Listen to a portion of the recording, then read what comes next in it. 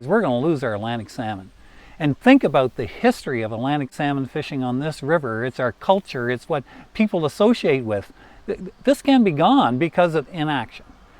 So we need to make the public aware that not only are bass eating our salmon smolts going to the ocean, we know that, we've documented that, but now there's adult striped bass in the river. They're residing in the river all summer.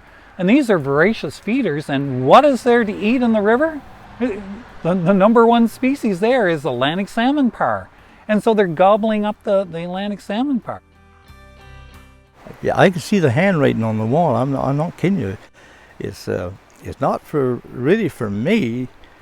I had my time, and I grew up with the older guides and the history of the river. But this is my grandchildren. I love for them to be able to come and enjoy it on the river, and the fishing aspect of it. But if the federal government don't step in and do something, it's going to be lost. There's so many stripers now in the river. They're eating everything that could be seen. I mean, not only that, but stripers right now in the pools, my guests in camp now, they're convinced the pool is nice and quiet, and all of a sudden there'll be a striper through the water jumping, and then the salmon, they just boil. I mean, the water just boils, and they figure that the stripers are chasing the salmon. And so what's going to happen if the stripers are still here when the salmon start to spawn? What about the few eggs that are going to be spawned? Are they going to clean them up too? We have no idea. But as quick as they do something, get those stripers out of the river, do something, or it's going to be lost. We're having a lot of problems. We could see this coming for a number of years now, and we've been talking with DFO for a number of years, but we've seen little in the way of solutions. We've seen the numbers go up and up over the years to the point where we got to 300,000 approximately last year. This year, the bass numbers have exploded to 900,000. I don't think anybody saw 900,000 coming, but at 300,000, we were deeply concerned that we had a big problem. And but 900,000 is over the top. I'm really not sure at this point how we recover from 900,000 striped bass in our river system.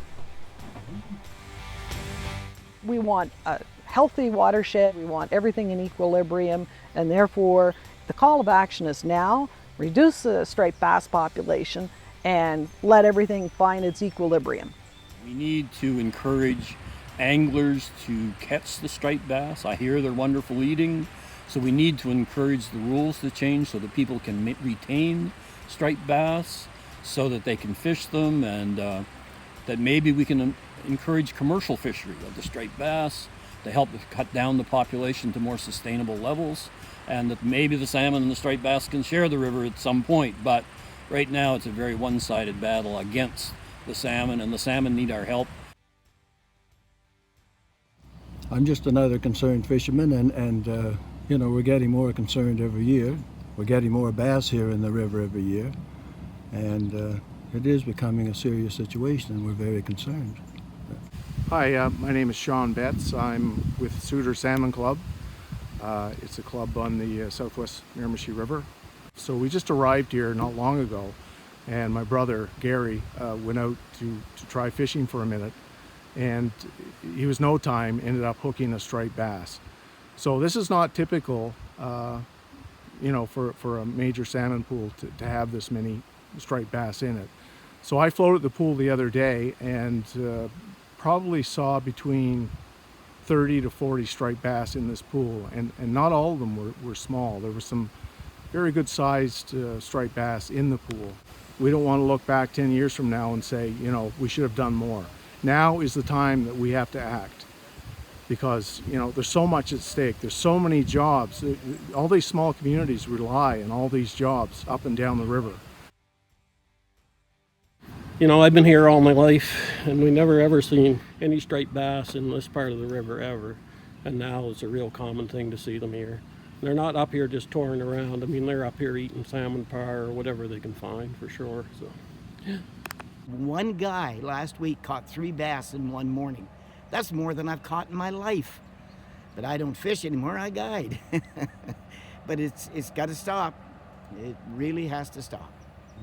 I know that Miramichi, the city, really benefits from that striper industry, but it's such a small window. It's 3 weeks, 4 weeks that people are there, and it's really busy down there, but it's a small industry. It's a $2 million industry. Salmon fishing was $47 million, you know, so we can't trade a $2 million industry for a $47 million industry, you know, so we need to make sure that we get this under control, or try our best, you know. Our biggest fear is, are we too late? You know, if we don't soon get someone to realize that, yeah, this is a real problem and we need to move forward and do a commercial harvest to get the numbers under control, you know, we could be in real trouble. I think it's a total lack of management on the part of the DFO. I think they just totally dropped the ball in the last 50 years. There's been millions of dollars spent through the Salmon Federation, through the MSA, thousands and thousands of volunteer hours, and here we are in 2018 and the salmon are still declining, and now we got the problem with the stripers. So, you know, you don't want to just kill all the stripers. That ain't practical to save those few salmon left. So I think it's time that DFO, you know, like takes some responsibility and protects and does something about the salmon, and hopefully implement a well-managed and careful commercial fishery for the stripers. That would help get the numbers down to a reasonable level, and then you know, forge straight ahead into the cast program. We need to get that striped bass population under control, and it's the flick of a pen. Our politicians can make that happen today. Our First Nations need those fisheries, those commercial fisheries. They're ready and willing to do their part. I think it's time to act.